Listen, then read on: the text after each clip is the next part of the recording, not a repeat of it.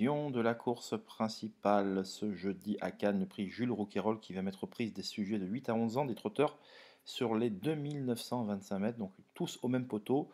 Donc ça va être la guerre, la foire d'empoigne dans les premiers mètres de course pour prendre sa place. On sait que c'est un hippodrome particulier où il faut impérativement, dans la mesure du possible, évoluer le long de la corde.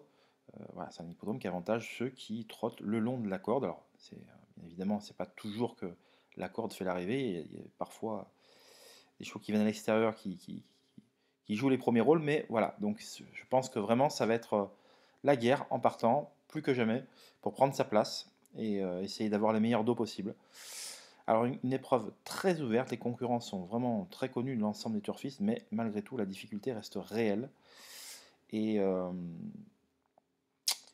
et donc voilà, quel sera ou quels seront les favoris de ce quintet? Alors je vais vous en citer un, c'est le 8 Udo Duruel, parce qu'il reste sur deux victoires sur le parcours qui nous intéresse. Alors à chaque fois ça s'est passé comme dans un rêve, il est bien parti, il a pu attendre le long de la corde, et il n'y a pas eu spécialement de relais, il a toujours resté côté corde, et il a bénéficié à chaque fois de circonstances de course favorables pour s'imposer.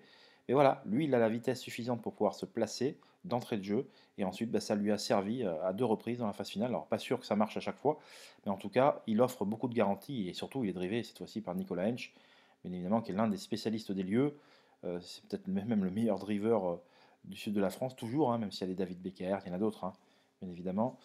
Mais voilà, en tout cas, on a solide garantie avec Udo Duruel. Et voilà, certainement aussi que les deux pensionnaires de Dominique Lochneux devraient être installés parmi les favoris. Gino Viva, qui n'est autre que le lauréat du Grand Prix de la Côte d'Azur, qui s'est disputé le 9 janvier dernier sur ce parcours. Bon, il s'est lancé en tête ce jour-là, mais le cheval avait gagné avec beaucoup d'à-propos. Et là, il leur a redonné de la fraîcheur, donc forcément, il fera partie des chevaux les plus en vue. Et Gold Star, qui avait un peu décompressé après sa dernière sortie, enfin voilà, donc après sa dernière sortie victorieuse, il avait un peu décompressé, d'où le fait qu'il ne soit que cinquième la dernière fois. Là, on fait appel à Alexandre Rivard, on fait ce déplacement, cet engagement sur mesure au plafond des gains.